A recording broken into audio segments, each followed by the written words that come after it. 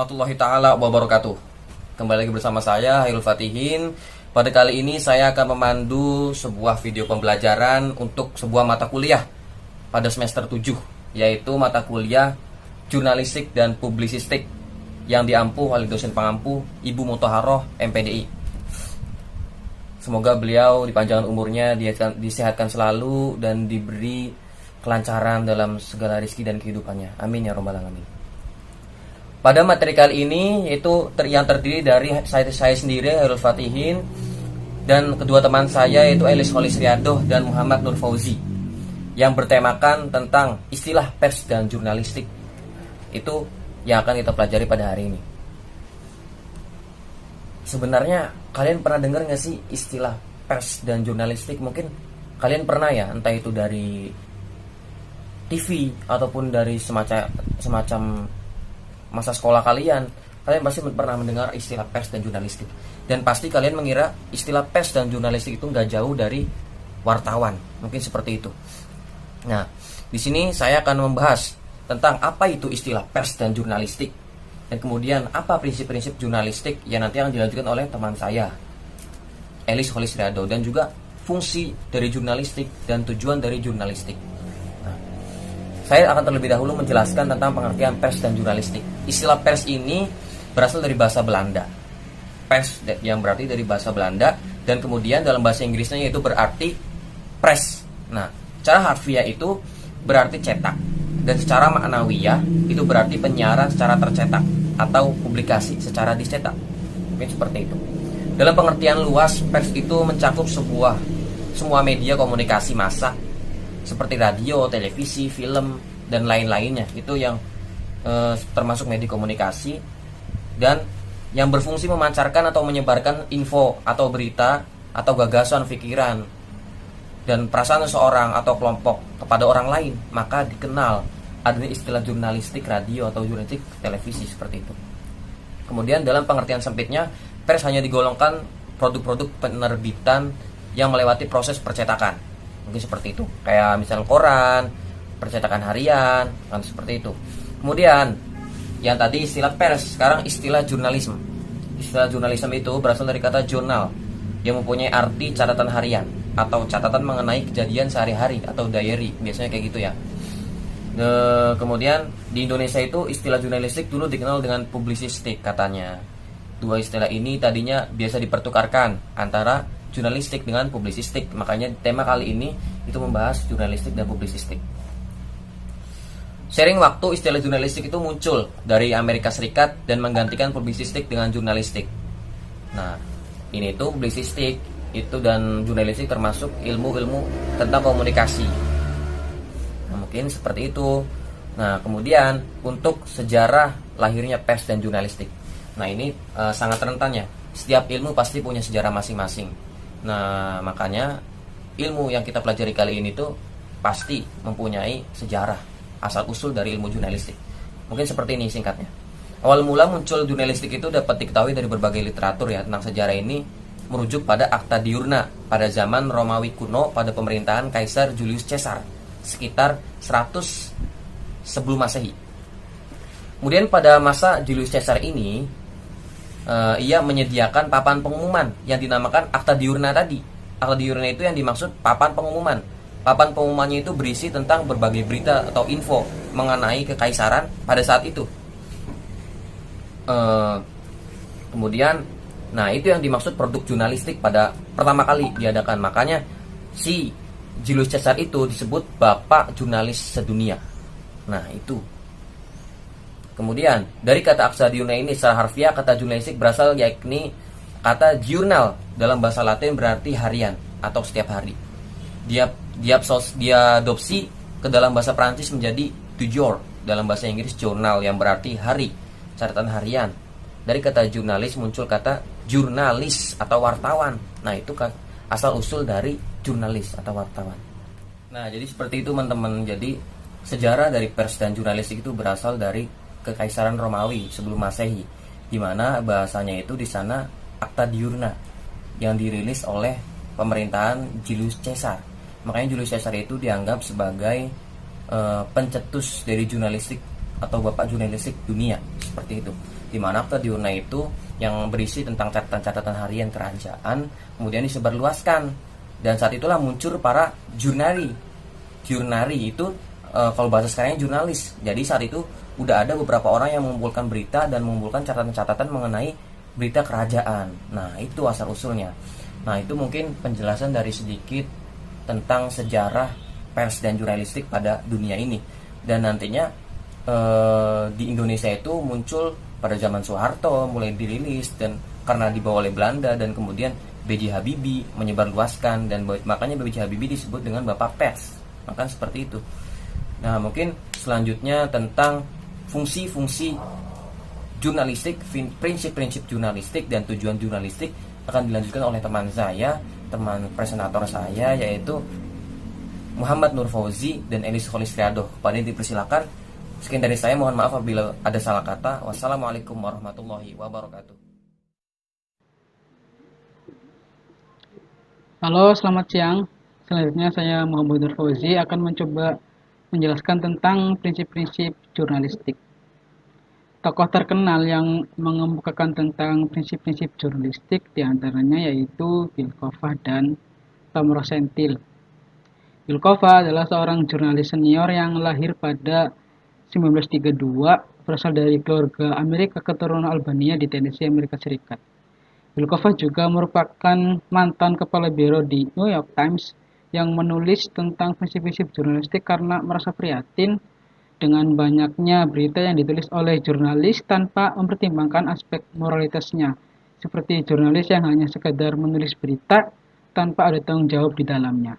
Salah satu kritik Kofa yang terkenal yaitu tentang banyaknya jurnalis yang tidak mencantumkan byline atau nama penulis yang dicantumkan dalam berita atau artikel. Bisa juga nama penyunting atau editor yang ditampilkan di bagian kaki berita. Hal tersebut menurut Bill Kofa dianggap sebagai tindakan yang tidak bertanggung jawab terhadap tulisan yang ditulis oleh jurnalis. Sedangkan Tom Rosenthal adalah mantan wartawan di Los Angeles Times, spesialis media dan jurnalisme. Rosenthal juga bekerja di Committee of Concerned Journalists, sebuah organisasi di Washington DC yang bekerja melakukan riset dan diskusi tentang media. Lalu, apa saja sih prinsip-prinsip jurnalistik yang dikemukakan oleh Bill Kofa dan Tom Rosenthal? Yang pertama yaitu menyampaikan kebenaran. Kegiatan jurnalistik tugas utamanya adalah menyampaikan kebenaran dengan fakta-fakta yang benar. Misalnya sebuah berita, informasi di dalamnya haruslah dapat diandalkan kebenarannya dan dapat dimanfaatkan sebagai bahan pertimbangan yang digunakan dalam menetapkan sebuah keputusan oleh khalayak publik. Selanjutnya, independen dan setia pada kepentingan warga. Kegiatan jurnalistik ini, kesetiaan pada publik inilah yang menjadi independensi jurnalistik.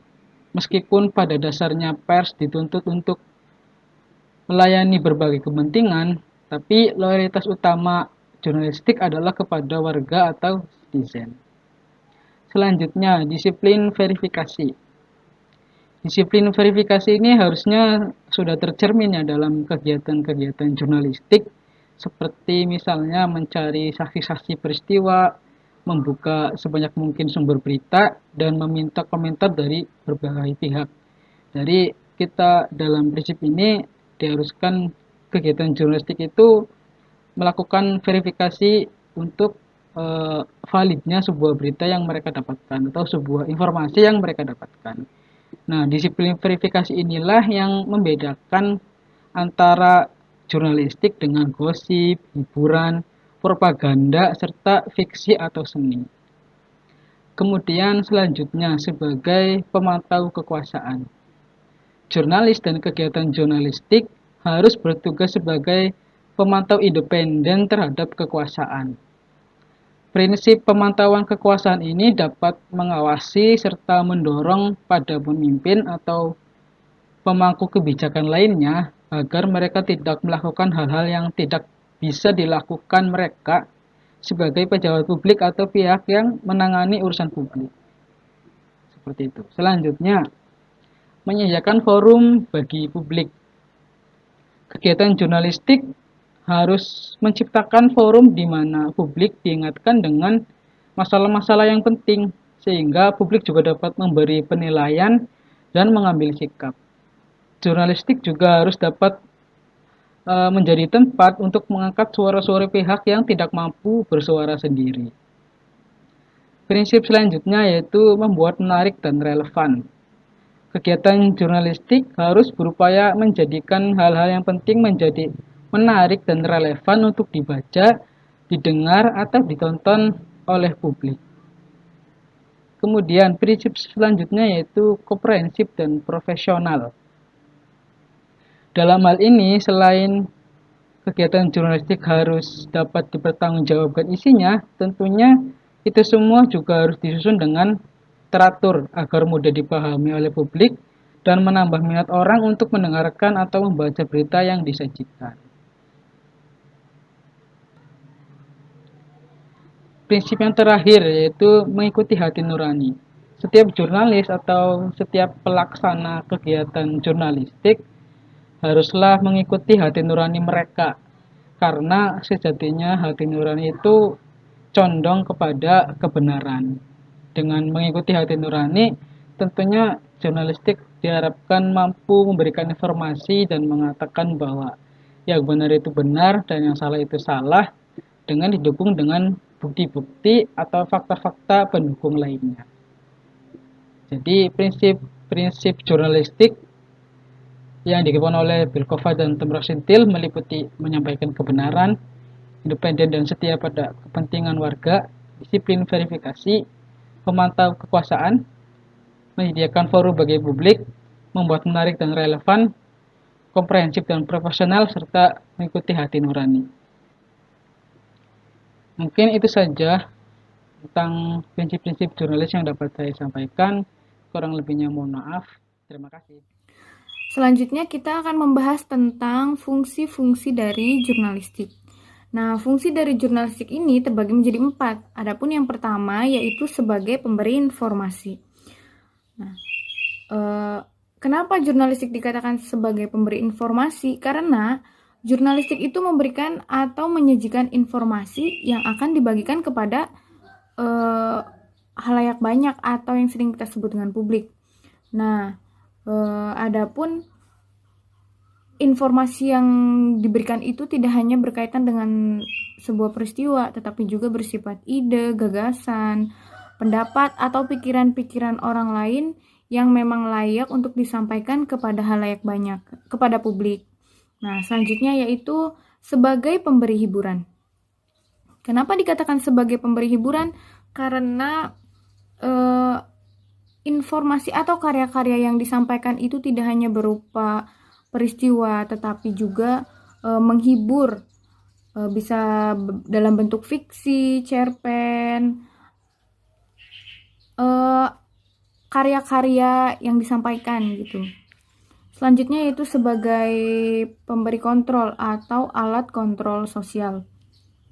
Nah, sebagai media penyampai informasi, tidak hanya sebatas menyampaikan atau memberikan informasi yang berkaitan dengan suatu peristiwa, akan tetapi berkewajiban juga menyampaikan gagasan ataupun pendapat yang berkaitan dengan kepentingan masyarakat luas. Selanjutnya yaitu yang terakhir sebagai pendidik masyarakat.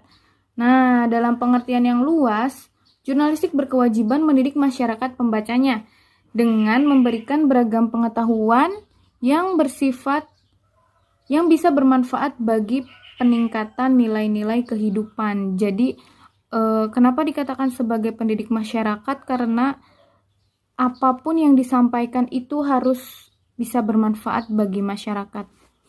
Tidak hanya asal yang disampaikan gitu, tetapi harus bersifat mendidik, harus bermanfaat, harus berpengetahuan, seperti itu. Yang selanjutnya yaitu tujuan dari jurnalistik. Tujuan-tujuan ini tidak jauh dengan fungsi karena hampir sama ya. Tujuan yang pertama yaitu memberikan informasi kepada masyarakat. Jurnalistik bertujuan memberikan informasi kepada masyarakat agar masyarakat itu dapat menyesuaikan diri mengatur dirinya sendiri dengan melihat situasi apa yang telah terjadi melalui media massa tersebut. Selanjutnya yaitu jurnalistik bertugas untuk membangun masyarakat. Nah, kenapa membangun masyarakat? Karena dalam skala yang lebih besar dapat mendorong negara untuk membuat kebijakan yang pro dengan rakyat.